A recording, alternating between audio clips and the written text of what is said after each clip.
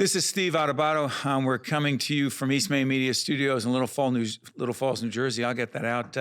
State of Affairs remotely is being joined now by Dr. Kiki Jamieson, who is president of the Fund for New Jersey. Good to talk to you, Kiki. Thanks very much for having me today. Kiki, again, the coronavirus impacts all of us in so many ways, but one of the issues we want to talk about is the census that by law every 10 years has to take place. There's a 2020 census that's supposed to take place. Why does it matter, A, so much? Why does it matter? And B, how does the virus impact it? So let's start with why the census matters, Steve. It's constitutionally required that every 10 years, the United States counts every single resident within our borders, no matter how old or young, no matter the race or ethnicity, religion, gender, everybody counts and everybody needs to be counted. This is important because the counts that result will determine our representation for the following 10 years.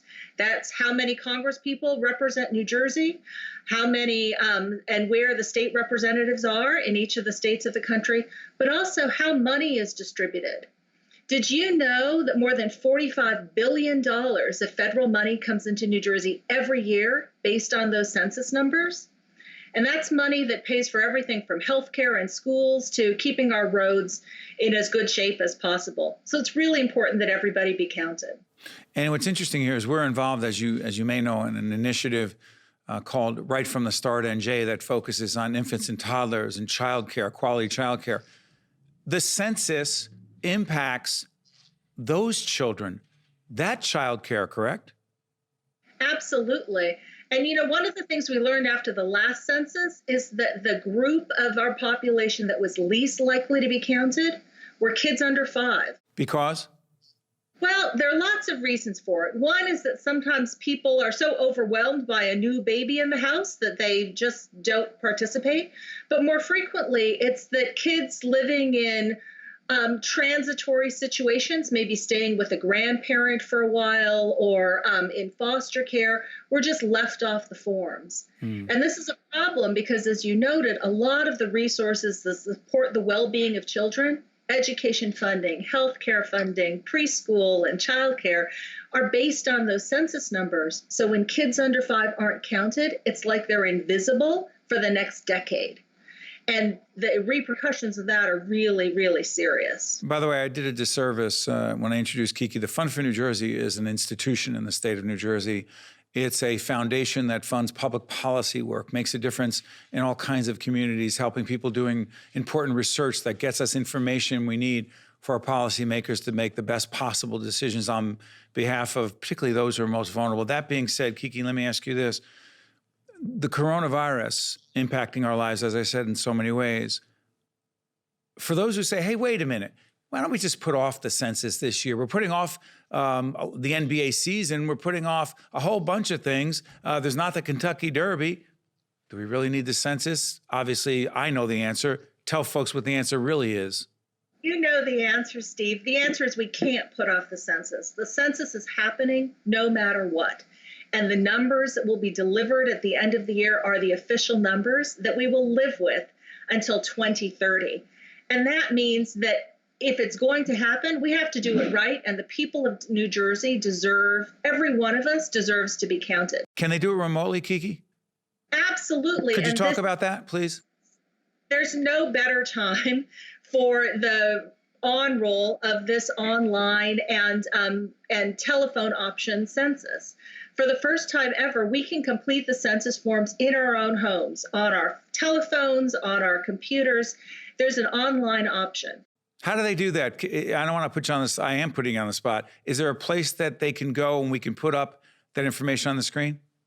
Yes, put up my2020census.gov. My2020census.gov. Yes. Now, each of us, Steve, will probably have received in our mailboxes within the last week or so instructions about how to participate in the census. And it tells us that website address and gives us each a code.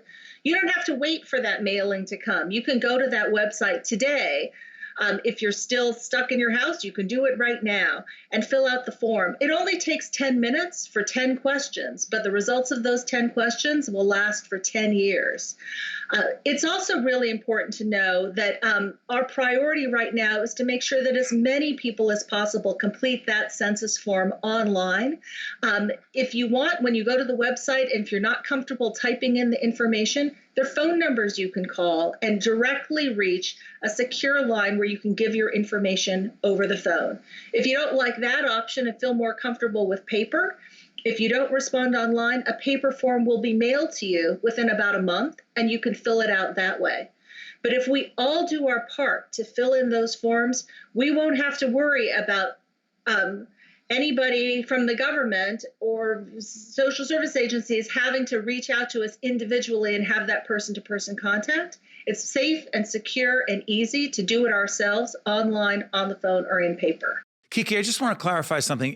In this census, online or otherwise, but particularly online, there is no citizenship question? That's exactly right, Steve. There is no citizenship question on the 2020 census. That's important for people to understand. And Kiki, I want to thank you and your colleagues at the Front for New Jersey and everyone else involved in this important initiative. Stay safe and be well. Thanks. You too. This is State of Affairs. I'm Steve Adubato. We'll be right back. State of Affairs with Steve Adubato is a production of the Caucus Educational Corporation. Funding has been provided by Horizon Blue Cross Blue Shield of New Jersey, Frank J. Guarini School of Business at St. Peter's University, the Turrell Fund, supporting Right from the Start NJ, the Robert Wood Johnson Foundation, New Jersey Board of Public Utilities, Clean Energy Program, New Jersey Sharing Network, Summit City MD, Operating Engineers, Local 825, St. Joseph's Health, and by these public-spirited organizations, individuals, and associations committed to informing New Jersey citizens about the important issues facing the Garden State, and by Employers Association of New Jersey. Promotional support provided by NorthJersey.com and Local IQ, and by Meadowlands Chamber.